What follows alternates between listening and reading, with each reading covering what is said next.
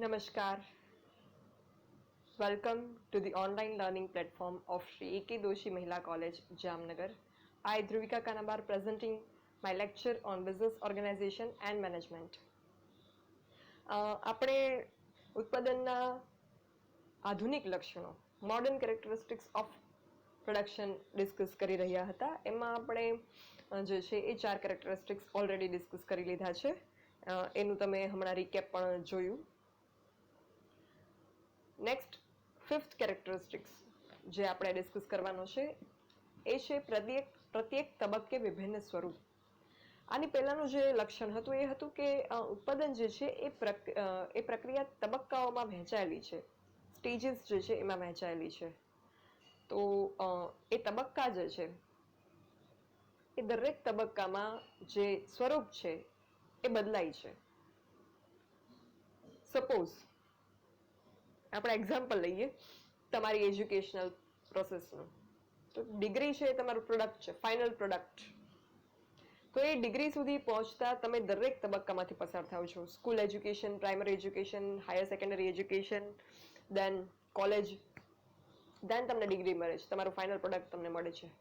તો આ તબક્કાઓ છે તમારા અભ્યાસના. દરેક વર્ષ એક તબક્કો છે. તો એ તબક્કાવાર તમે પસાર થાવ પછી જ તમને પ્રોડક્ટ જે છે, ફાઇનલ પ્રોડક્ટ તમને પ્રાપ્ત થાય છે. અને આ દરેક તબક્કે તમારામાં કંઈક ચેન્જ આવે છે. દરેક જે છે એ આ એક લર્નિંગ પ્રોસેસ છે તમારી જે લાઈફ છે, એજ્યુકેશનલ લાઈફ એ. અને દરેક તબક્કે ચેન્જ આવે છે અને આવવો જોઈએ. હરેક વર્ષે તમે અભ્યાસનું કોઈ પણ એક વર્ષ પૂરું કરો ત્યારે તમને કંઈક તમારી પાસે કંઈક નવા વિચારો હોવા જોઈએ, નવા આઈડિયાઝ હોવા જોઈએ, નવું આઉટલુક હોવું જોઈએ. તો આ જે છે તમારામાં પરિવર્તન આવે છે, તમારા જ્ઞાનમાં વધારો થાય છે, તમારા વિચારો જે છે એને નવી દિશા મળે છે. તો આ જે છે એ તમારામાં ચેન્જ આવ્યો, સ્વરૂપ જે છે એ બદલાય છે. ઇવન હરેક લેક્ચરમાં તમે જે ભણતા હોય તો તમારા દરેક એક લેક્ચર પૂરો થાય એટલે તમારી પાસે કંઈક એક્સ્ટ્રાઓર્ડિનરી નોલેજ કે કંઈક નવું વિચારવાની ક્ષમતા તમારામાં જે છે એ આવવી જોઈએ. તો જે આ પ્રોડક્શન પ્રોસેસ છે એમાં પણ પ્રત્યેક તબક્કે વિભિન્ન સ્વરૂપ વસ્તુનું જોવા મળે છે. જે ફોર્મ છે વસ્તુનું એ બદલાય છે.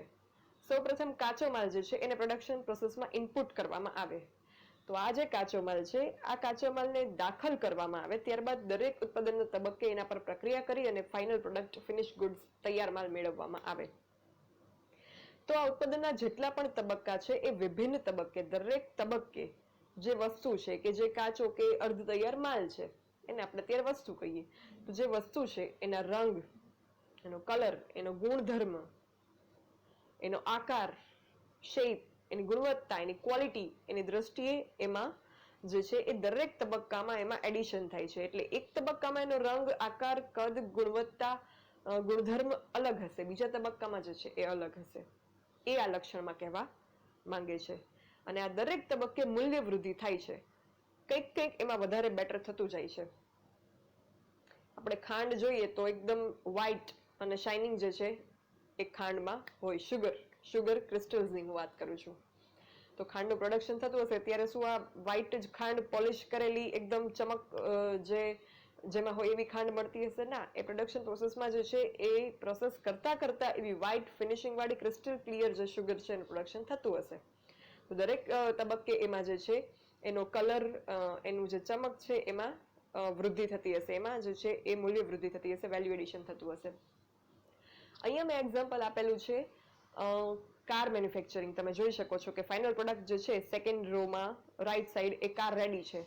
તો તમે ફર્સ્ટ ડાયાગ્રામથી જોવાનું શરૂ કરો, ઉપલી લાઈન આ 2 રોમાં ડાયાગ્રામ છે. એમાં ફર્સ્ટ ડાયાગ્રામમાં તમે જોશો તો એક જેક જેવું મશીન છે અને એ જે છે એ ફિટિંગ કરે છે કારના સ્પેર પાર્ટ્સનું. ત્યારબાદ નેક્સ્ટ ડાયાગ્રામમાં તમે જુઓ તો એમાં ઓર થોડાક સ્પેર પાર્ટ જે છે એ એડ થઈ ગયા અને આઈ થિંક શેપ જે છે એ કારનો હવે આવવા લાગ્યો. એના પછી તમે જોશો તો અમુક બીજા બોડી પાર્ટ્સ જે છે એ કારમાં એડ થાય છે. એના પછી જોશો તો થોડા ઓર પાર્ટ્સ જે છે એડ થઈ ગયા.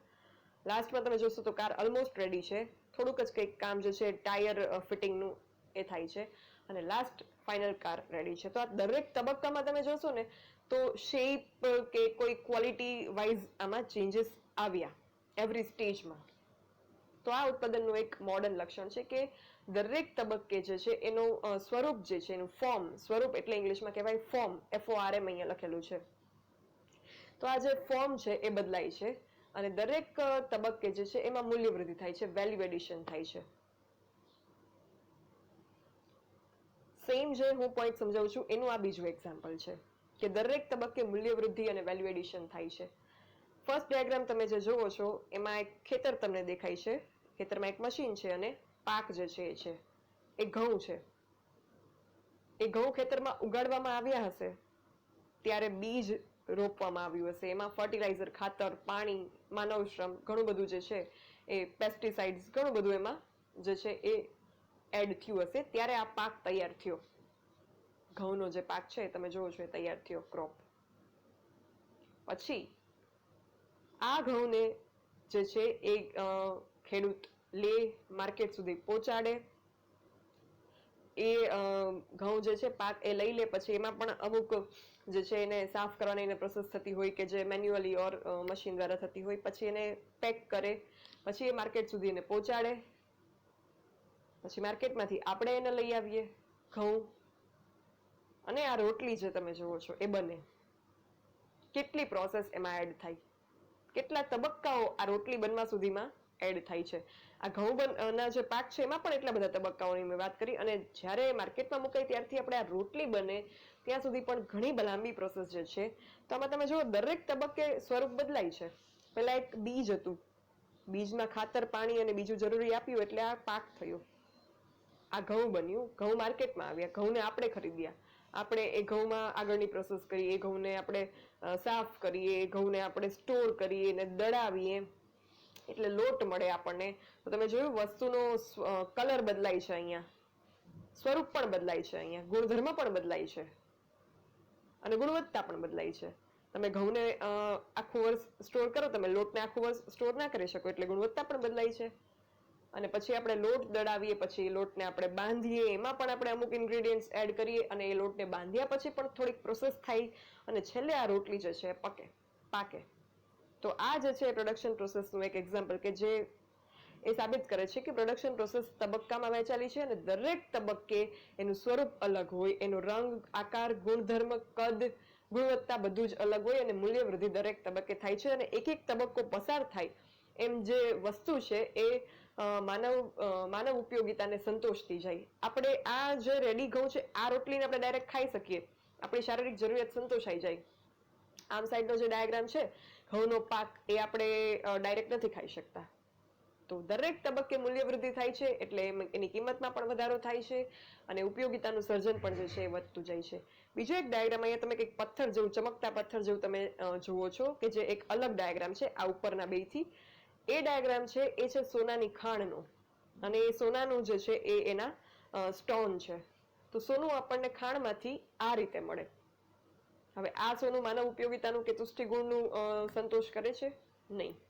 આ ખાણમાંથી સોનાને લે, એને ઓગાળે, એને મેલ્ટ કરે. તો અત્યારે આ ઘન છે, ઓગાળશે એટલે લિક્વિડાઇઝ ફોર્મમાં થઈ જશે.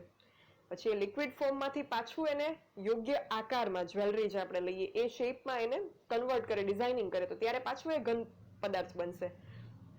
તો આ ઉત્પાદનની દરેક પ્રક્રિયા એ વસ્તુનો રંગ, આકાર, ગુણધર્મ, ગુણવત્તા બધું બદલાયું. ગુણવત્તા પહેલા સોનાની જે આપણે નેચરલી માઇનમાંથી, ગોલ્ડ માઇનમાંથી જે આપણે સોનું મળે એ 24 કેરેટ્સનું હોય, તો એ વધારે પ્યોર છે. અને જે આપણે જે સોનાના ઓર્નામેન્ટ્સ બને છે એ 22 કેરેટ્સના હોય, 22 કેરેટ. તો એની શુદ્ધતા જે છે એ 24 કેરેટ કરતાં ઓછી છે. તો ગુણવત્તામાં પણ જે છે એ ચેન્જ થયું. તો આ રીતે વસ્તુ જે છે એ એની તબક્કાઓ ઉત્પાદનના પસાર થાય એમ એમાં મૂલ્ય વૃદ્ધિ અને એના સ્વરૂપમાં બદલાવ આવતો જાય છે. ત્યારબાદ different timing at every stage, પ્રત્યેક તબક્કે જુદો સમય.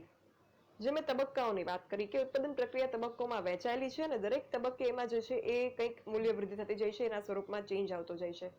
તો હવે આ તબક્કા જે છે ને એ જેટલા પણ તબક્કા હોય એમાં જેટલો ટોટલ ટાઈમ લાગે, કાચા માલમાંથી ફિનિશ ગુડ્સ તૈયાર થતા જે ટોટલ ટાઈમ લાગે છે એમાં જેટલા તબક્કાઓ છે એ ઇક્વલી પ્રપોર્શનેટ થયેલા નથી. એક સરખો ટાઈમ ન લાગે, બધામાં ટાઈમ અલગ અલગ લાગે. અમુક એવી પ્રોસેસ હોય કે જેમાં બહુ લાંબો ટાઈમ લાગે, અમુક એવી પ્રોસેસ હોય કે જેમાં બહુ મિનિટોનો ટાઈમ લાગે. આ એક સામાન્ય લક્ષણ, વેરી ઓબ્વિયસ અને નેચરલ ક્લિયર આ જે છે કેરેક્ટરિસ્ટિક છે એ છે. Different timing at every stage. તો આ દરેક તબક્કા જે છે એ જુદો જુદો સમય એમાં લાગે છે અને જે પ્રક્રિયા એમાં કરવાની છે દરેક તબક્કે એ એનો સમય નક્કી કરે છે. તો આ સમય જે છે એ પ્રક્રિયા ઉપર ડિપેન્ડ છે કે તમારે શું કામ એમાં કરવાનું છે. અહીંયા એક એક્ઝામ્પલ છે એ બ્રેડ મેકિંગ પ્રોસેસનું આપેલું છે.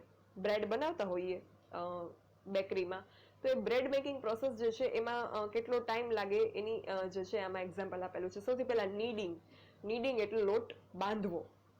સૌથી પહેલા બ્રેડનો ડો તૈયાર કરવામાં આવે, લોટ બાંધવામાં આવે, એમાં 20 મિનિટ્સ બતાવેલી છે, 20 મિનિટ લાગે, એટલે આ પ્રોસેસનો એક સમય થયો. ત્યારબાદ પુફિંગ. તો આ પ્રૂફિંગ એટલે જે છે એ લોટને એક રેસ્ટ આપવામાં આવે, એમાં યીસ્ટ નાખે એટલે એ લોટ જે છે એ થોડો એને રેસ્ટ આપશે એટલે એ ફૂલાઈ જશે. આપણે બ્રેડ જોઈએ તો સ્પોન્જી હોય તો એ ફૂલાઈ જશે. એમાં 1 hour લખેલી છે, બીકોઝ પુફિંગની જે પ્રોસેસ છે એને ટાઈમ આપવો પડે, તો એમાં 1 hour લખેલી છે. પછી નોક બેક, પછી જે છે એને ફરીથી થોડુંક જે છે એ મસળવામાં આવે છે, એટલે એ પ્રોસેસ પણ એમાં કંઈ ટાઈમ નથી લખ્યો, બીકોઝ મેન્યુઅલી ફટાફટ થઈ જાય. ત્યારબાદ અગેન પ્રૂફિંગ, અગેન એને પ્રૂફિંગ જે છે એ કરવામાં આવે છે, એના માટે 30 મિનિટ્સ, નેક્સ્ટ ટાઈમ ઓછો ટાઈમ લાગે છે. ત્યારબાદ ફિલિંગ ઇન ધ ગ્રીઝડ પેન્સ, જે ગ્રીસ કરેલું પેન હોય કે જેથી ચોટે નહીં, એમાં એને એ લોટને ફિલ કરવામાં આવે, પાથરવામાં આવે. ત્યારબાદ પ્રૂફિંગ, ફરીથી એને જે છે પ્રૂફિંગ પ્રોસેસ કરવામાં આવે, એને એમાં પણ રેસ્ટ આપે, એમાં 35 મિનિટ. અને આફ્ટરવર્ડ્સ ધેટ બેકિંગ, એટલે હવે એને બેક કરે છે, હવે એને પકાવે છે, એમાં 30 to 35 મિનિટ્સનો ટાઈમ લાગે છે. તો આ પ્રોસેસ તમે જો બ્રેડ મેકિંગની જે પ્રોસેસ છે એમાં અલગ અલગ તબક્કા છે, દરેક તબક્કે એમાં જે છે એ મૂલ્ય વૃદ્ધિ થાય છે અને દરેક તબક્કા માટે અલગ અલગ સમય છે, જેવી પ્રક્રિયા એટલો સમય. આ છે આ એક્ઝામ્પલ એક આ પોઈન્ટ માટેનું. નેક્સ્ટ જોઈએ, coordination between storage and production. હવે ઉત્પાદન થતી વસ્તુઓના સંગ્રહ અને ઉત્પાદન વચ્ચેનું સંકલન. સંકલન એટલે શું? સૌથી પહેલા તો કોઓર્ડિનેશન એટલે શું? આ coordination as a management student આપણને ખબર હોવી જોઈએ. એક સંચાલનની પ્રક્રિયાનો પણ એક ભાગ છે કોઓર્ડિનેશન. તો કોઓર્ડિનેશન એટલે બહુ નેચરલ એક બહુ ક્લિયર એક્ઝામ્પલ આપું. 2 વ્હીલર હોય, એના 2 પૈડા હોય, તો એ 2 પૈડાને એ રીતે એ 2 વ્હીલને એમાં ગોઠવવામાં આવ્યા હોય કે એ 2 વ્હીલર આગળ ચાલે એટલે બંને પૈડા ચાલે. એક પૈડું ના ચાલે તો એ 2 વ્હીલર ચાલી શકશે નહીં. આ છે કોઓર્ડિનેશન, કે આગળનું પૈડું ચાલશે એટલે પાછળનું પૈડું એ પાછળ ચાલશે. આ સંકલન. એક સાદું સીધું એક્ઝામ્પલ કે તમને ખ્યાલ આવે કે વોટ ઇઝ કોઓર્ડિનેશન. એટલે કોઓર્ડિનેશન એટલે 2 વસ્તુ જે છે એને એક સાથે એને ઓર્ડિનેટ કરવામાં આવે કે જે 2 વસ્તુ જે છે એ યોગ્ય રીતે યોગ્ય દિશામાં જે છે એ વર્ક કરે. અહીંયા છે સ્ટોરેજ અને પ્રોડક્શનની વાત, સંગ્રહ અને ઉત્પાદન. આપણે ઉત્પાદન કરીએ ફેક્ટરીમાં, સ્ટોરેજ માટે આપણી પાસે વ્યવસ્થા ના હોય તો શું થાય? એ વસ્તુ બહુ ક્લિયર છે કે જેટલી પણ વસ્તુ પ્રોડ્યુસ કરી હોય એ બધી વસ્તુ માર્કેટમાં ડાયરેક્ટ સેલ નથી થતી, એને આપણે સ્ટોરમાં રાખવી પડે. ડાયરેક્ટ સેલ થઈ જતી હોય તો આપણે સ્ટોરમાં ન રાખવી પડે, પણ આપણે ખબર ના હોય કે ક્યારે કઈ વસ્તુ સેલ થશે, એના કસ્ટમર્સ કેટલા આવશે, કેટલી ક્વોન્ટિટીમાં માંગશે, એટલે આપણે એને બનાવીને સ્ટોર કરવી પડે, કારણ કે ગમે ત્યારે કસ્ટમર આવી જશે તો પાછું બનાવવાનો આપણી પાસે ટાઈમ નહીં હોય, એટલે આપણે એને સ્ટોર કરીએ. એટલે સંગ્રહ પણ અગત્યનું છે, ઉત્પાદન પણ અગત્યનું છે, અને વચ્ચે જે છે સેલિંગની પ્રોસેસ છે જે અનડિસાઇડેડ છે, જે ખબર નથી, અનપ્રેડિક્ટેડ છે, ખબર ના હોય ક્યારે કેટલા કસ્ટમર આવીને શું માંગશે. એટલે જો તમે આપણે કોઈ પાર્ટી ઓર્ડર્સ હોય તો એડવાન્સમાં આપવો પડે. શું કામ? કારણ કે એના માટેની જે છે એ કોઈ જે કઈ વસ્તુ ફૂડ પ્રોડક્ટ કંઈ બનાવતા હોય એ લોકોને ખ્યાલ ના હોય, એટલે આપણે એડવાન્સમાં આપીએ છીએ. તો આ સંગ્રહ અને ઉત્પાદન વચ્ચેનું જે સંકલન છે, કોઓર્ડિનેશન છે, એ પણ એક ઉત્પાદનનું અગત્યનું લક્ષણ છે. જેટલી પણ વસ્તુ ઉત્પાદન કરવામાં આવે એના સંગ્રહની વ્યવસ્થા ઓલરેડી થયેલી હોવી જોઈએ, અને જેટલી આપણી પાસે સંગ્રહની વ્યવસ્થા હોય એટલું જ ઉત્પાદન કરવું જોઈએ. આ બંને એકબીજા સાથે સંકળાયેલી બાબત છે. જો આ ન થાય તો શું થાય? હવે આ એક્ઝામ્પલમાં તમે જુઓ છો કે વેજીટેબલ્સ અને ફ્રૂટ જે છે એ સ્ટોર કરેલા છે. હવે આપણી પાસે આ સ્ટોર કરવા માટેની જગ્યા ના હોય કે આપણે સંગ્રહ માટેની વ્યવસ્થા ન કરી હોય, મતલબ કે ઉત્પાદન કેટલું થાય છે ને એની સાથે સંગ્રહની જે ફેસિલિટી છે એ ડિપાર્ટમેન્ટ છે, સ્ટોરેજ ડિપાર્ટમેન્ટ અને પ્રોડક્શન ડિપાર્ટમેન્ટ વચ્ચે કોઓર્ડિનેશન નથી, તો શું થાય? તો એમાં એવું થાય કે પ્રોડક્શન થતું રહીએ, પછી એને સંગ્રહ કરવાની જગ્યા ના હોય તો શું થશે? પ્રોડક્શન આપણું વેસ્ટ જશે, સંગ્રહ પ્રોપર નહીં થાય તો એ બગડી જશે, એને ઓછા ભાવમાં વેચી નાખવું પડશે, એનાથી નુકસાન થશે, લોસ સહન કરવો પડશે. એટલે આ ન થાય એટલા માટે કોઓર્ડિનેશન કરવું જરૂરી છે બિટવીન સ્ટોરેજ એન્ડ પ્રોડક્શન. ત્યારબાદ નેક્સ્ટ જોઈએ સંશોધન અને વિકાસ, રિસર્ચ એન્ડ ડેવલપમેન્ટ. આ રિસર્ચ એટલે શું? રિસર્ચ એટલે જે ઓલરેડી છે એમાં કંઈક નવું કરવું. કારણ કે હંમેશા જે છે એ કંઈક એવું નથી થતું કે જે કંઈ અસ્તિત્વમાં જ નથી, પણ છતાં પણ કંઈક અલગ કરવું હોય તો શું કરાય? તો રિસર્ચ. જે ઓલરેડી સર્ચ થયેલું છે એમાં કંઈક એને રિસર્ચ કરીને કંઈક એમાં યુનિક કરવું, એ કહેવાય રિસર્ચ એન્ડ ડેવલપમેન્ટ, એટલે એમાં વિકાસ કરવો. તો આ R&D અને શોર્ટ ફોર્મમાં R&D તરીકે પણ ઓળખવામાં આવે છે અને ઘણી બધી વેલ નોન કંપનીઝ જે હોય એ R&D ડિપાર્ટમેન્ટ સ્પેશિયલી રાખતી હોય. આ R&D ડિપાર્ટમેન્ટનું કામ શું હોય કે સતત જે પ્રોડક્ટ હોય ને એમાં રિસર્ચ કરે. એ પ્રોડક્ટમાં વધારે શું આપી શકાય કસ્ટમરને, એ પ્રોડક્ટની કોસ્ટ કંટ્રોલ કરીને ક્વોલિટીમાં કઈ રીતે બેટરમેન્ટ કરી શકાય એનું જે છે એ સતત સ્ટડી કર્યા રાખે. તમે અમુક વાર કોઈ જગ્યાએ જાઓ, કોઈ શોપિંગ પ્લેસ હોય કે કોઈ ફૂડ ઝોન હોય, તો ઘણી વખત તમને ફીડબેક ફોર્મ લખવા માટે આપે કે તમે ફીડબેક આપો તમારું, તમને કઈ સેવાઓ સારી લાગી, કઈ સેવાઓમાં તમને ઇમ્પ્રુવમેન્ટ જે છે થવું જોઈએ એવું લાગે છે, તમારા ઓપિનિયન્સ આપો. તો આ શા માટે એ લોકો કરે, તમારો ફીડબેક શા માટે લે? તો એ લોકો જે કોઈ કસ્ટમર્સ, વેલ્યુએબલ કસ્ટમર્સ જે આવતા હોય, because customer is the king of market, તો વેલ્યુએબલ કસ્ટમર્સના ફીડબેક એ લોકો ભેગા કરે. પછી એ જોવે કે યસ આપણી ફેસિલિટીઝમાં ક્યાં જે છે એ ખામી છે અને કઈ ફેસિલિટીઝને આપણે જે છે એ એમાં એડ કરવાની જરૂર છે. એટલે એનાથી શું થશે કે વધારે બેસ્ટ, વધારે બેટર પ્રોડક્ટ આપી શકાશે અને જે છે એ કસ્ટમર લોયલ્ટી મેન્ટેન રહેશે. તો આ રિસર્ચ એન્ડ ડેવલપમેન્ટ અત્યારના યુગમાં, કોમ્પિટિશનના એરામાં બહુ અગત્યનું બની ગયું છે. બીકોઝ તમે હંમેશા એક જ સરખું આપશો તો માર્કેટમાંથી તમારી પ્રોડક્ટ જે છે એ ધીમે ધીમે એલિમિનેટ થઈ જશે. બીકોઝ કોમ્પિટિટર્સ જે છે એ બહુ બેસ્ટ કન્ટિન્યુઅસલી આપે છે. એટલે જો માર્કેટમાં સસ્ટેન કરવું હશે તો R&D કરતું રહેવું પડશે કંપનીએ કે ઉત્પાદકે, રિસર્ચ એન્ડ ડેવલપમેન્ટ કરવું પડશે અને કંઈક ડેવલપમેન્ટ પ્રોડક્ટમાં થશે એટલે જે છે એ સસ્ટેન રહેશે. નોકિયાના ફોન જે છે એ બહુ પોપ્યુલર હતા, મોબાઈલ્સ, બટ માર્કેટમાં સસ્ટેન થવામાં ક્યાંક ને ક્યાંક આપણે એવું જણાય કે એ સક્સેસ નથી ગયા. શા માટે? Lack of research and development. અહીંયા એક એક્ઝામ્પલ બહુ ક્લિયર સમજાવ્યું મેં આપ્યું છે. પહેલા આવા ફોન જે છે એ ક્રેડલ ફોન હતા, ટેલિફોન, કે જેની ઓપરેટ કરવાની મેથડ જે છે એ અલગ હતી, જેની ડાયલિંગ મેથડ અલગ હતી, જેની યુઝ કરવાની મેથડ અલગ હતી, એ યુઝ કરવા માટેની જે ફેસિલિટી જોઈએ એ પણ કંઈક સ્પેશિયલ જોઈતી. એનો જમાનો ગયો. હવે આવ્યા આ બાજુ, તમે રાઈટ સાઈડ જુઓ છો એવા મોબાઈલ. મોબાઈલ કેવા છે? એ પાછા ફોલ્ડેબલ મોબાઈલ, કે જે તમને તમારી પાસે રાખવામાં પણ ઇઝી રહે, યુઝ કરવામાં પણ ઇઝી રહે, પાછા ફોલ્ડેબલ, એની સ્ક્રીન બંધ થાય છતાં પણ જે ફોલ્ડ થયા પછી જે હશે એ સ્ક્રીનમાં પણ તમે કંઈક જે બેઝિક તમારા ફોનના યુઝ છે એ કરી શકો, કે તમે જે છે સ્ક્રીન ઉપર બેઝિક ફંક્શન એમાં જોઈ શકો. કેટલું રિસર્ચ એન્ડ ડેવલપમેન્ટ. તો આ એક્ઝામ્પલ જે છે એક રિસર્ચ એન્ડ ડેવલપમેન્ટનું એક્ઝામ્પલ છે. પછી ટીવી. પહેલા ટેલિવિઝન જે છે એનું તમે કદ જુઓ તો મોટું હતું, પેટી જેવડું. હવે ટેલિવિઝન સ્લીક, એક ફોટો ફ્રેમની જેમ દિવાલમાં રહી જાય. LCD ટેલિવિઝન્સ આવ્યા. તો આ શા માટે?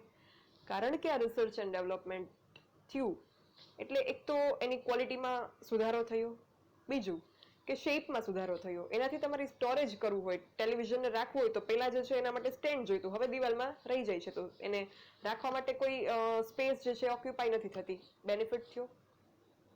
પછી એમાં જે છે એ તમે જે જુઓ છો એ જે લાઈવ કંઈ પણ તમે જે જોવો છો ટેલિવિઝનમાં, એ જેની ક્વોલિટી છે એમાં પણ ચેન્જીસ આવે છે કે જે તમારી આંખ માટે ઓછું નુકસાનકારક હોય એન્ડ ધેટ ઓલ. ત્યારબાદ અમુક LCD ટેલિવિઝન્સમાં પછી એક ઇમ્પ્રુવમેન્ટ એવું આવ્યું કે એને તમે ફ્રેમની જેમ મૂવ કરી શકો. એટલે તમારો રૂમ જે છે એ મોટો હોય તો તમે ટેલિવિઝનને રાઈટ લેફ્ટ મૂવ કરી શકો. એટલે જે કોઈ સાઈડે તમે બેઠા હોય એ સાઈડે આખા મોટા હોલમાં પણ તમારું એક પ્રોપર સાઇઝનું ટેલિવિઝન જે છે એ તમને સર્વિસીસ આપશે. તો આ રિસર્ચ એન્ડ ડેવલપમેન્ટ. એટલે આપણે એમ કહી શકીએ કે જે કંઈ સંશોધન અને વિકાસ થાય ને પ્રોડક્ટ્સમાં, એનાથી એની ઉપયોગિતામાં જે છે ને વધારો થાય, સુધારો થાય. ક્યાંક ક્યાંક જે છે એ તમને એમાં વધારે તુષ્ટિ ગુણ મળતો જશે. તો આ આધુનિક હરીફાઈવાળા બજારમાં કોઈ પણ પેઢીએ કોઈ પણ ઉત્પાદકે સસ્ટેન કરવા માટે એક અગત્યનું લક્ષણ છે. આ જે રિસર્ચ એન્ડ ડેવલપમેન્ટ છે ને એ ઘણી બધી રીતે થઈ શકે વસ્તુમાં. એ કઈ રીતે? તો કે વસ્તુની ગુણવત્તામાં, ક્વોલિટીમાં કંઈક ફેરફાર કરીને. કેમિકલ વાળા કોસ્મેટિક પ્રોડક્ટ આવતા હોય તો herbal cosmetic product, organic cosmetic product, cruelty free cosmetic product કે જેમાં કુદરતી વસ્તુઓનો ઉપયોગ કરવામાં આવ્યો છે જેને પ્રાણીઓ ઉપર ટેસ્ટ કરવામાં નથી આવ્યા એટલે જે જીવ હિંસા છે એ નથી કરતા. આવા પ્રોડક્ટ જે છે ને એની ગુણવત્તા વધારે આપણને સારી લાગે બીકોઝ એમાં કેમિકલ્સ નથી, એ પ્રાણીઓને હાર્મ નથી કર્યું એમાં, તો એ પ્રોડક્ટ માટે આપણે વધારે આકર્ષાઈએ. તો આ એક રિસર્ચ એન્ડ ડેવલપમેન્ટ થયું ગુણવત્તાની દ્રષ્ટિએ. ત્યારબાદ ડિઝાઇનની દ્રષ્ટિએ પણ રિસર્ચ એન્ડ ડેવલપમેન્ટ થઈ શકે. વસ્તુની જે ડિઝાઇન હોય એ ડિઝાઇન એવી બનાવવામાં આવે કે જે મેં હમણાં તમને ટીવીનું એક્ઝામ્પલ આપ્યું કે એ ડિઝાઇન સ્લીક હોય, જગ્યા જે છે એ ઓછી રોકે. બીજું રેફ્રિજરેટરની વાત કરું તો રેફ્રિજરેટર તમે બહુ વર્ષો પહેલાના રેફ્રિજરેટર જો જોવો તો એમાં કંઈ પેઇન્ટિંગ્સ કે કંઈ ડિઝાઇન કરેલી ના આવે. હવે રેફ્રિજરેટરની કંપનીઝ જે છે થોડુંક R&D કર્યું ડિઝાઇનમાં તો એમાં થોડુંક ડ્રોઈંગ કરેલું આવે. એનાથી શું લાગે, બહુ વધારે ફેર ના પડે પણ છતાં પણ આપણને આકર્ષક લાગે. પછી અમુક ડિઝાઇનિંગ એવી હોય કે જે ઉપયોગિતામાં પણ વધારો કરતી હોય. તો એ જે ડિઝાઇનિંગ છે એનાથી તમને ઉપયોગ કરવાની વસ્તુને મજા આવે. વેહિકલમાં ખાસ આ વસ્તુ તમને જોવા મળે. વેહિકલ જે છે એનું ડિઝાઇનિંગ જે હોય એના ઉપરથી જ તમને જે છે એની ઉપયોગિતામાં વધારો થાય. લેડીઝ જે વ્હીકલ્સ ડ્રાઈવ કરતા હોય તો એ વ્હીકલનું સ્ટ્રક્ચર તમને એવું જોવા મળે કે જે લેડીઝના આઉટફિટ છે એમનું જે ક્લોધિંગ સ્ટાઇલ છે એને એ કમ્ફર્ટેબલ રહે ડ્રાઇવિંગ કરવું. જ્યારે મેલ જે ડ્રાઈવ કરતા હોય છે જે વ્હીકલ્સ એમાં આ વસ્તુ નથી કારણ કે મેલનું ક્લોધિંગ પેટર્ન અલગ છે અને ફિમેલ્સનું અલગ છે. તો વ્હીકલ મેન્યુફેક્ચરર આ વસ્તુનું ધ્યાનમાં રાખી અને વ્હીકલની ડિઝાઇન મેન્યુફેક્ચર કરે છે. ત્યારબાદ તમે જુઓ તો જે ફોરેન કન્ટ્રીઝના લોકોનું ફિઝિકલ સ્ટ્રક્ચર છે ને જે આપણે અહીંયાનું ફિઝિકલ સ્ટ્રક્ચર છે એ પણ અલગ છે. હાઇટ બોડી વાઇઝ તમને અલગ લાગે. તો ઇન્ડિયન કોઈ ફોરેન કન્ટ્રીનું કોઈ પ્રોડક્ટ હોય એ પણ જો ઇન્ડિયામાં પોતાની પ્રોડક્ટ લોન્ચ કરવા માંગતું હોય તો એને આ વસ્તુનું ધ્યાન રાખવું પડે કે ડિઝાઇનિંગ વાઇઝ આપણે જે છે એ એવી ડિઝાઇનિંગ આપવી કે જે ઇન્ડિયન લોકોના ફિઝિકલ સ્ટ્રક્ચરને જે છે એ સ્યુટેબલ હોય. તો એ વસ્તુ ધ્યાનમાં રાખવી પડે. તો આ ડિઝાઇન વાઇઝ સંશોધનની વાત થઈ, રિસર્ચ એન્ડ ડેવલપમેન્ટની વાત થઈ. ત્યારબાદ જો વાત કરીએ તો પેકિંગ વાઇઝ. હવે વસ્તુ એ નહીં છે પણ પેકિંગ વસ્તુનું જે રેપર છે એનાથી પણ બહુ બધું કસ્ટમર માસ જે છે એટ્રેક્ટ થાય છે. આમ તો કહેવામાં આવે છે કે ડોન્ટ જજ a book by its cover, but છતાં પણ આ વસ્તુ એક સાયકોલોજીકલ થિંગ છે કે પેકિંગ દ્વારા પણ વસ્તુ જે છે આકર્ષાય. તમે જો કિડ્સ માટેની જે પ્રોડક્ટ હશે ને એનું પેકિંગ બહુ અટ્રેક્ટિવ હશે એટલે શું થાય કે જેવું જોવે એ ભેગું કિડ્સને લેવાનું મન થાય અને એ લઈ આપવું પડે એટલે એ સેલ થઈ જાય. તો આ પેકિંગમાં પણ બહુ બધું રિસર્ચ એન્ડ ડેવલપમેન્ટ કરવામાં આવે છે અને એમાં એ દ્વારા પણ વસ્તુના દેખાવમાં જે છે એ સુધારો થાય એટલે અપીલિંગ ટુ આઈ લાગે.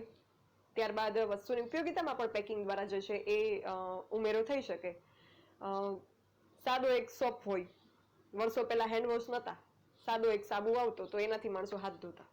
તો એ સોપ હશે અને તમે હેન્ડવોશ એક પંપ બોટલનું જુઓ, ઉપયોગિતા તુષ્ટિગુણ શેમાં વધારે મળશે? પંપ બોટલમાં. બીકોઝ જે કંઈ સેફટી મેઝર્સ જુઓ કે ક્લીનલીનેસ હાઇજીન વાઇઝ તમે જુઓ તો એ પંપ બોટલનું જે હેન્ડવોશ હશે એ તમને વધારે સ્યુટેબલ લાગશે. તો ઉપયોગિતાનું સર્જન થયું તો મૂલ્ય વૃદ્ધિ પણ અહીંયા થાય. સાબુ કરતા હેન્ડવોશની કિંમત. તો આ રીતે પેકેજિંગમાં પણ રિસર્ચ એન્ડ ડેવલપમેન્ટ કરવાથી જે છે એ ઉપયોગિતાનું સર્જન થઈ શકે, મૂલ્ય વૃદ્ધિ થઈ શકે. અમુક ફૂડ પ્રોડક્ટ્સ હવે ઝિપલોક બેગમાં આવે છે તો એ ઝિપલોક બેગથી શું બેનિફિટ થાય તો કે તમે થોડુંક એમાંથી ઉપયોગ કર્યા પછી પણ એને પ્રોપરલી એરટાઇટ પેક કરી અને ફરીથી ઉપયોગ લાયક રાખી શકાય. તમારે એને બીજી ક્યાંય જે છે એ સ્ટોર ના કરવું પડે બીજા કોઈ ડબ્બામાં અલગથી. તો આ પેકેજિંગનું એક જે છે એક અલગ વ્યૂ પોઈન્ટ થયો. પછી પેકેજિંગ ઉપર અમુક વસ્તુઓ મેન્શન કરવાથી જે છે એ પણ ઉપયોગિતાનું સર્જન થાય કે એનાથી જે યુઝર છે પેકેજ જે કોઈ પેક છે એનો યુઝ કરે છે એને ખ્યાલ આવે કે આમાં જે છે કઈ કઈ વસ્તુ એમાં છે અને શું જે છે એ ડિટેલ્સ એ પ્રોડક્ટની છે.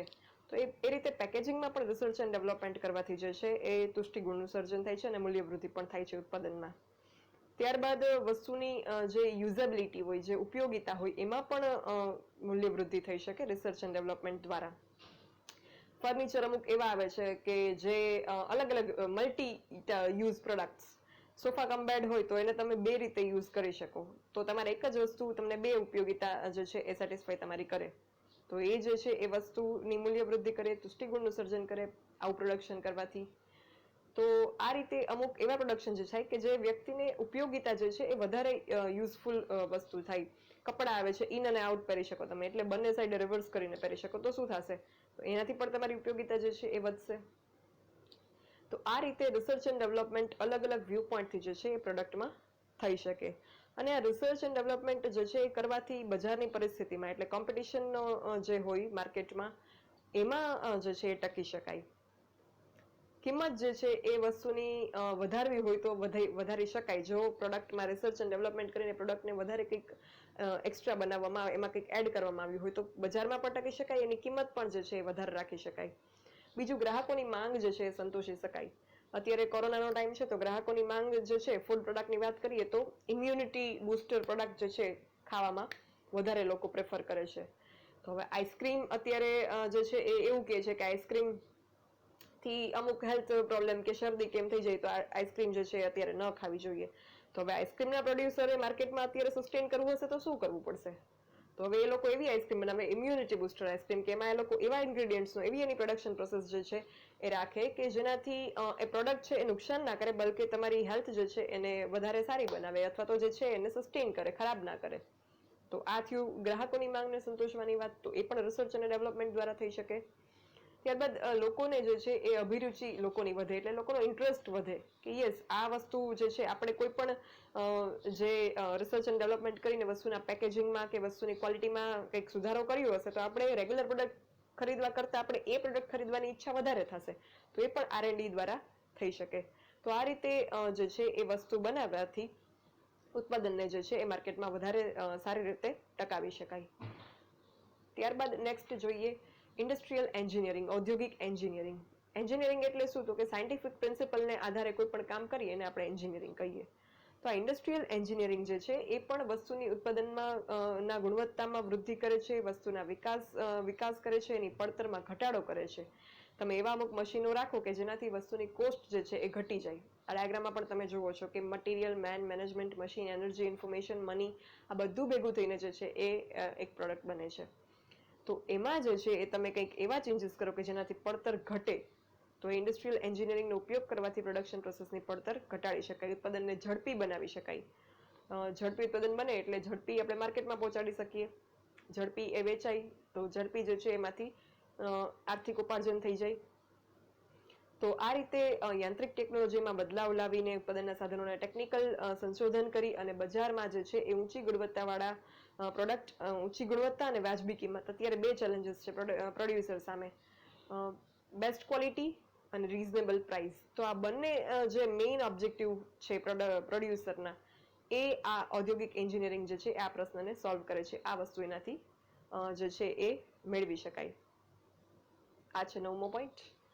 અને હવે લાસ્ટ પોઈન્ટ 10મો, ઇલેક્ટ્રોનિક ડેટા પ્રોસેસિંગ સાધનોનો ઉપયોગ. ઇલેક્ટ્રોનિક ડેટા પ્રોસેસિંગ એટલે શું? તો કે જે ડેટાને ઇલેક્ટ્રોનિકલી એટલે કમ્પ્યુટરાઇઝ્ડ મેથડથી પ્રોસેસ કરવામાં આવે અને એના ઉપરથી અમુક નિર્ણયો લેવામાં આવે.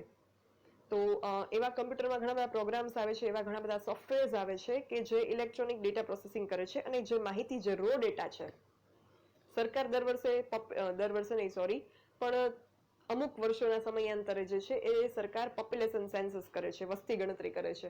તો એ શા માટે? વસ્તી ગણતરીમાં સરકારને શું ખબર પડશે? પછી આપણે વસ્તી ગણતરીનો આખો ડેટા જોતા હોઈએ, એના ટેબલ્સ હોય કે આપણા કન્ટ્રીમાં આટલા જે છે એ રાજ્ય છે, આટલા ડિસ્ટ્રિક્ટ છે, એમાં આટલા તાલુકાઓ છે, આટલા ગામ છે, આટલા કોઈ પર્ટિક્યુલર રિજિયનમાં આટલા મેલ છે, આટલા ફિમેલ છે, આ મેલ ફિમેલમાંથી આટલા એજ્યુકેટેડ છે, આટલા અનએજ્યુકેટેડ છે, આટલા બાળકો છે, આટલા બાળકો કુપોષિતથી મરે છે, મૃત્યુદર છે એ આટલો છે, આટલા વર્ષનો છે, એનું કારણ કંઈક આવા છે. એ બધું ઘણું બધું એના ઉપર પૃથ્થકરણ કરવામાં આવે છે. તો એ બધા પૃથ્થકરણનો રૂટ, એનું મૂળ શું છે? વસ્તી ગણતરી. એ થાય ને પછી આ બધો ડેટા આવે બારે કે આ બધું જે છે એમાં શું એનો ડેટા છે. અને આના ઉપરથી સરકાર જે છે પોતાની પોલિસીઝ નક્કી કરે કે કોઈ પર્ટિક્યુલર રિજિયન જે છે પછાત છે તો ત્યાં વિકાસ થાય એવા કંઈક પ્રયત્ન કરવા, કોઈ પર્ટિક્યુલર રિજિયનમાં જે છે એ શિક્ષણનું પ્રમાણ ઓછું છે તો ત્યાં શિક્ષણનું પ્રમાણ વધારવાનો પ્રયત્ન કરવો, તો આ બધું ખબર કઈ રીતે પડે? હવે પોપ્યુલેશન સેન્સસ થાય ત્યારે આપણી વસ્તી જે છે કરોડોની છે, તો એ કઈ રીતે આ બધું ડેટાને કોઈ મેન્યુઅલી ના કરી શકે આનું પ્રોસેસિંગ? તો ઇલેક્ટ્રોનિક ડેટા પ્રોસેસિંગ દ્વારા તમને ડાયરેક્ટ વિધિન 1 ક્લિક જે કોઈ કેટેગરાઇઝ ડેટા જોતો હોય, વર્ગીકૃત થઈને માહિતી જોતી હોય એ મળી જાય. તો પ્રોડક્શનમાં પણ આવી ઇલેક્ટ્રોનિક ડેટા પ્રોસેસિંગનો ઉપયોગ કરવામાં આવે છે. એવા સાધનોનો, ઇક્વિપમેન્ટ્સનો ઉપયોગ કરવામાં આવે છે. તમે અહીં અમુક સાધનો જોઈ શકો છો કે જે કમ્પ્યુટર દ્વારા પહેલો જે માણસ છે એ કમાન્ડ કરે છે અને ઉપરની બધી બાબતો જે છે એ હેન્ડલિંગ એનું થાય છે. તો આ રીતે ઇલેક્ટ્રોનિક ડેટા પ્રોસેસિંગ કરવાથી પણ જે છે એ કાચા માલનો સંગ્રહ, ઉત્પાદનના પડતર, એનો બગાડ, એની ઘટ, પેદાશ મિશ્ર, ગુણવત્તા ચકાસણી આ અંગેના નિર્ણયો લઈ શકાય છે. આ પેદાશ મિશ્ર એટલે શું? તો કે આપણે જે એક વસ્તુનું પ્રોડક્શન કરતા હોઈએ છીએ એની સાથે કોઈ જો બીજી વસ્તુનું એના જેવી જ કે એનાથી જ એ જ કાચા માલમાંથી બનતી હોય એનું પ્રોડક્શન કરી શકીએ અને આપણે કરીએ તો પેઢીને ફાયદો થાય, તો એ છે પેદાશ મિશ્ર. આઈસ્ક્રીમ બનાવતા હોઈએ તો આઈસ્ક્રીમની સાથે આઈસ્ક્રીમ કેક પણ બની શકે, તો એ પેદાશ મિશ્ર થયું, પ્રોડક્શન મિક્સ. તો આ અંગેનું જે કંઈ પ્લાનિંગ છે ઇલેક્ટ્રોનિક ડેટા પ્રોસેસિંગ દ્વારા થઈ શકે. ઈડીપી શું કરે? માહિતીને પહેલા તો ભેગી કરે, એકઠી કરે, ગેધર કરે ડેટા. એ ડેટાને પછી વર્ગીકૃત કરે, ક્લાસિફાય કરે અને એનું અર્થઘટન કરે, એનું ઇન્ટરપ્રિટેશન કરે. તો આ કરવાથી જે છે એ પ્રોડક્શન સિસ્ટમ જે છે એને વધારે એડવાન્સ બનાવી શકાય.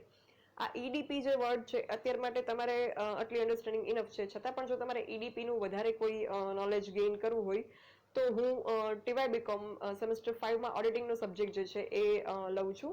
એમાં મારો એક ઈડીપીનો લેક્ચર છે. I think 4th or 5th lecture, blue screen વાળો લેક્ચર છે એ ઇલેક્ટ્રોનિક ડેટા પ્રોસેસિંગ ઉપર છે. એમાં પણ ઇલેક્ટ્રોનિક ડેટા પ્રોસેસિંગનું આવે છે ઓડિટિંગ સબ્જેક્ટમાં. તો તમે ટીવાય બીકોમના ઓડિટિંગના પ્લેલિસ્ટમાં જાશો, એમાં આ બ્લુ સ્લાઇડ તમે જોશો તો એમાં તમને જે છે એ ઈડીપી વિશે વધારે જાણવા મળશે. પણ અત્યાર માટે આપણું આટલું પૂરતું છે. ત્યારબાદ ઉત્પાદન પડતર, એની પ્રક્રિયા, ગતિ નિરીક્ષણ, સમય વગેરે માટે પણ જે છે એ નિર્ણયો ઈડીપી દ્વારા, ઇલેક્ટ્રોનિક ડેટા પ્રોસેસિંગ દ્વારા લેવામાં આવે છે. આ ગતિ નિરીક્ષણ, સમય નિરીક્ષણ એટલે શું? તો કે કામ કેટલી ઝડપથી કરવામાં આવે છે, એનો ટાઈમ શું છે, અને ગતિ એટલે કેટલી મૂવમેન્ટ કામમાં થાય છે. તમે જુઓ તો કોઈ એક ધારો કે પીઝા બનાવવામાં આવે છે, તો પીઝા બનાવવાની એક આપણે આખી એક જોઈ હતી ફર્સ્ટ લેક્ચરમાં, પ્રોડક્શનની આખી એક કન્વેયર બેલ્ટ એનો આખો હતો યુ શેપમાં. પહેલા એક પ્રોસેસ થશે, પછી એના પછી જ બીજી પ્રોસેસ. પહેલા પીઝા બેઝ મુકાશે, પછી સોસિંગ થશે, પછી જ ટોપિંગ થશે, પછી જ એને છે એના ઉપર શાઇનિંગ અપાશે અને પછી એને કટ થશે અને બોક્સમાં મૂકવામાં આવશે. તો આ એક સિક્વન્સ હતી એની. તો એ 1 by 1 બાજુમાં મૂકેલી હતી. હવે તમે માની લો કે એક જગ્યાએ પીઝા બેઝ રાખવામાં આવે ને સોસિંગની જગ્યાએ બીજી હોય અને ત્યાંથી વળી ત્રીજી જગ્યાએ દૂર વિધાઉટ એની સિક્વન્સ જે છે એ ટોપિંગની સિસ્ટમ રાખેલી હોય, તો શું થશે? આમાં બહુ બધી મૂવમેન્ટ થશે. એકવાર અહીંયાથી વસ્તુ અહીંયા લઈ જવાની, પછી અહીંયા લઈ જવાની. આ મૂવમેન્ટ થશે, એમાં શું થશે? વસ્તુનો બગાડ થશે, ટાઈમ પણ બગડશે. તો આ ન થાય એના માટે ગતિ નિરીક્ષણ એટલે કેટલી ગતિ જે છે આમાં મૂવમેન્ટ કરવી પડે છે, અને સમય નિરીક્ષણ કેટલો ટાઈમ લાગે છે એ પણ ઇલેક્ટ્રોનિક ડેટા પ્રોસેસિંગ દ્વારા કરવામાં આવે છે. ટાઈમર રાખેલા હોય એટલે ટાઈમરથી ખબર પડી જાય કે આ કામમાં આટલો ટાઈમ લાગ્યો. આ એન્જિનિયરિંગમાં આ વસ્તુ જે છે એ ડીપમાં આવે છે. What is motion study? એટલે મોશન સ્ટડી એટલે ગતિ નિરીક્ષણ, અને વોટ ઇઝ ટાઈમ સ્ટડી એટલે સમય નિરીક્ષણ. તો આ છે ઇલેક્ટ્રોનિક ડેટા પ્રોસેસિંગ સાધનોનો ઉપયોગ કે જે મોડર્ન પ્રોડક્શન સિસ્ટમમાં કરવામાં આવે છે. તમે એન્જિનિયર ટીવીમાં આપણે જોતા હોય તો એની પાસે એક સ્ટોપ વોચ હોય, તો એ સમય નિરીક્ષણ કરતા હોય. આ છે ઉત્પાદનના આધુનિક ઉત્પાદનના 10 લક્ષણો. આ આપણે નેક્સ્ટ લેક્ચરમાં જોવાનું છે. Thank you. જો કોઈને કંઈ પણ ક્વેરી હોય તો એઝ યુઝ્યુઅલ તમે મને dvk@gmail.com પર લખી શકો છો.